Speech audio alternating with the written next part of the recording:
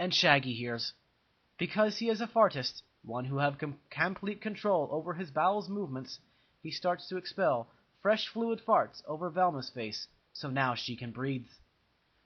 Thanks, Velma, and now she can enjoy Scooby's cancer-ridden penis and Shaggy pimple-covered butt-farting ass. Even though Velma's neck is getting pressed by the heavy and pot Shaggy's body, he is the one who suffers. Because he must be arched so Scooby can suck his dick without having to flex the neck's muscle too much. A martyr one must have, for the dick he shall lead. Already said the old poet, Ron Jeremy. Velma, are you okay? Asks Fred, who is getting very needy this moment. It's ironic how, a mere moment ago, he was the fuck-it-all stallion who debauched and belittled the shy big-bootied Velma's Dickley, and now the payback is strong, and the pretty pity boy now gets sensitively lonely in the dark corner the car's driver gets after a night of beer and bones. However, every ills comes to an good, because being ignored in the democracy of lust often leads the man to seek his surroundings, and that's what he do. Because in that cold cloud night, through the rear mirrors, Fred sees in movement and a noise. Broom! Like howling werecow in a sunbathing loaned candy shop. Fred squeezes his eyes to see how it was, and then, oh, no, my fouling God! Damn! The Rudy boys! Screams Fred. Everyone getting in the fuckery gets alarmed. Shaggy promptly shoots. Fast, Scooby! Shoot cum in their engines! But Velma intervened. Shaggy, cum shock does not work that way, and she turned her head inside of Shaggy's butt. The position of all three aren't many comfortable, because the road have many holes, so every bump the car does, Scooby does bite on Shaggy's dong, who spurts blood of cafeteria. Velma, on the oyster hand, must stand with her neck the Shaggy butt weight, but she already knew the life of a wife is not so simple. Good blowjobbers have strong necks. Yo, mama dude, stop that car and give us that asses, cries on of the miscreants. They wear in number of 5, 2 in one motorbicycle, 2 in one placid running donkey jackass, and the leader, the one whom screamed, on a monocycle, because real leaders must show manhood. All of them had Marley dreadlockers, very filled with pinky reed flowers. They wear the Cotton Rudy Gang, the most dangerous criminalia scum of the New Jamaican. They raped mannequins, defiled old middle-class grannies, and parked at disabled parking bays. They start to shoot maggots. Ah! Screamed Daphne, while the maggots penetrate her nipples through the Milky Way. Fred, you must do something. And he does. He looked profoundly in the road ahead. It's a very one, full of dirty and molten earth, like the countryside of Sicilia. By both sides of the van there is glasses, very tall and gren, full of lusting moths, a cicerone. He thinks very rapidly to not get out the change. But the Rudy boys and the motor beastly then jumps on the van, and they have bamboo pipes.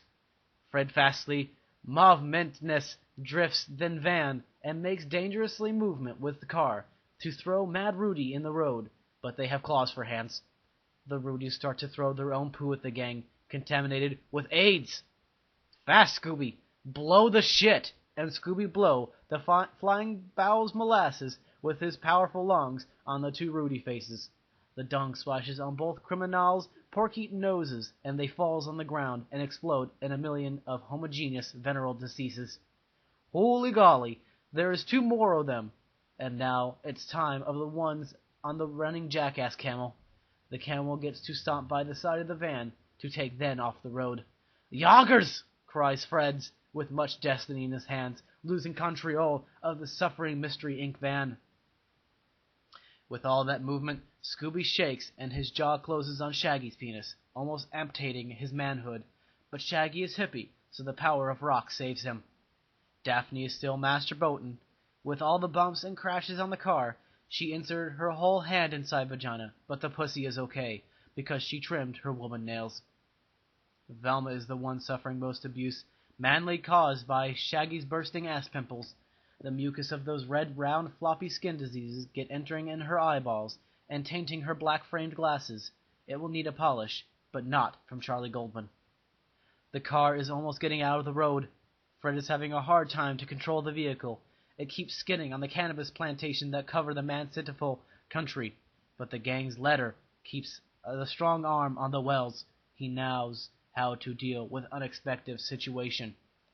In an act of virile masculinity, Fred moves the well faster and knocks the camel toes, perforating the femoral bones from its head. The camel falls on the ground and goes on spinning like Mad Mary, and throws the two Rudies one on the van.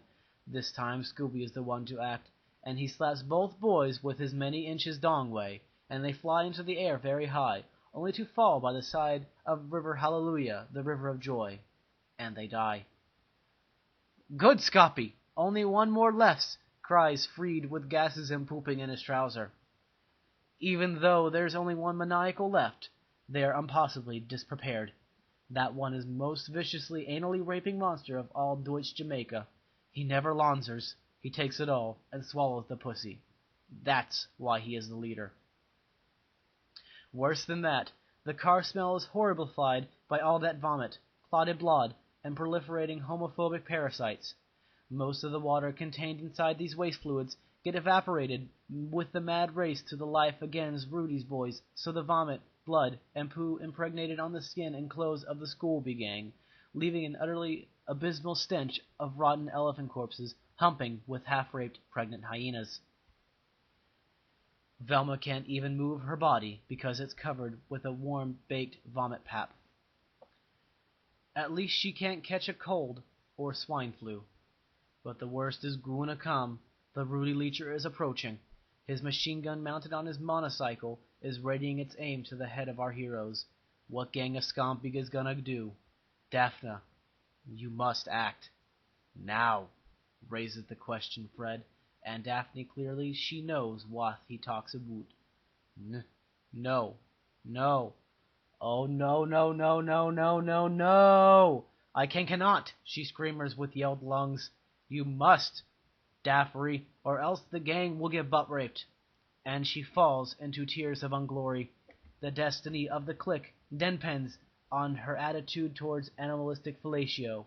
If she does it, if she, for only this moment, do what it must be done to save every all people, all the therapy sessions, all the talks and self-discovery she did after abortion trauma would mean nothing.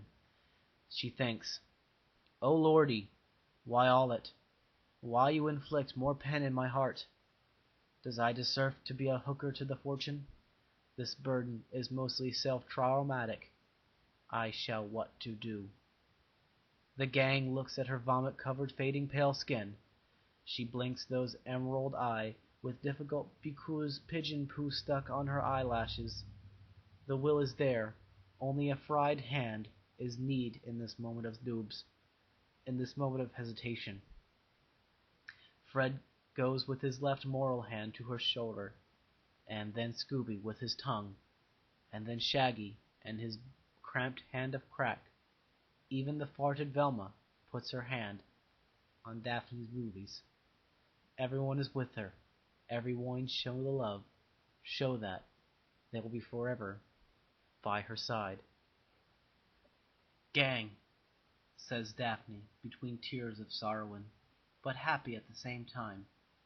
"I love you all, and I will never give up!" And Daphne strongly reunites forces to do what must be does. At Action Schwarzenegger Rambo music rolls. She jumps on the front seat, and everyone stays again on position. Velma is at it already, with face and ass. Shaggy straightens his dick inside Scooby mouth. Scooby shoved deeper, the dong inside Velma. And now, Daphne crouches on the car's floor. She pulls off her skirt, revealing her limpidous ass. Fred put thumb inside it. She then prepares the mouth. And bite Scooby-Doo's hairy nuts! "Yes, Daphne," battle cries Fred. "Now go and suck these balls till they bleed the glory of America!"